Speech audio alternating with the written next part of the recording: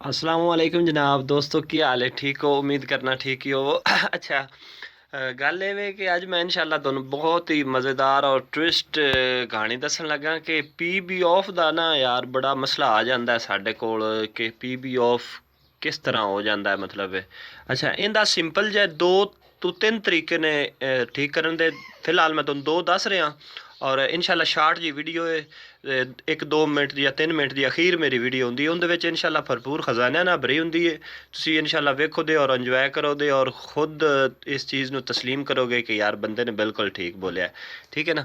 अच्छा video start करने अच्छा पी ऑफ द फॉल्ट आता है इनू ठीक किस तरह करना है ठीक है।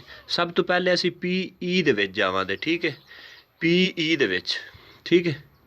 अच्छा पी दे विच चले गए इंदा इनू कोड दिता इनका कोड है अपना सॉरी 40-721 ठीक है 40-721 कोड मैं दे के फिर मैं यस करना ठीक है। अच्छा ए इंदा कोड है 40-721 पी दे विच सब तो पहले जाना ठीक है ना।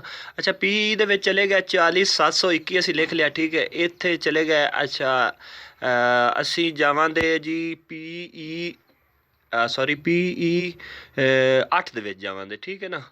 ज़्यादा वीडियो मेरी पंजाबी ही होंगी भरावां नूं समझाउण वास्ते पी 8 ਦੇ ਵਿੱਚ चले जावांगे ठीक है ना। असी पी 8 ਦੇ ਵਿੱਚ चले गए ठीक है।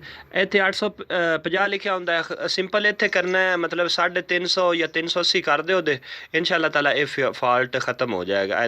देखा जे असी इनू 350 करन लगे ठीक है ना।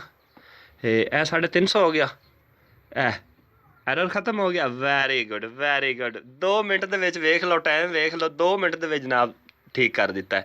अच्छा इस तो इलावा एक होर एक इनका तरीका है ठीक करने का। अच्छा वो भी मैं शार्ट जे तरीके नाल तुहानूं दस दिना P2 दे विच चलिया जाना ठीक है ना। P2 दे विच चले गए असीं P2 दे विच।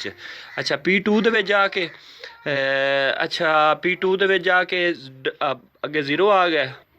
अच्छा P2 दे विच चले गए P2 ਦੇ ਵਿੱਚ ਹੋਣਾ ਗੌਰ ਨਾਲ ਵੇਖ ਲਓ ਠੀਕ ਹੈ।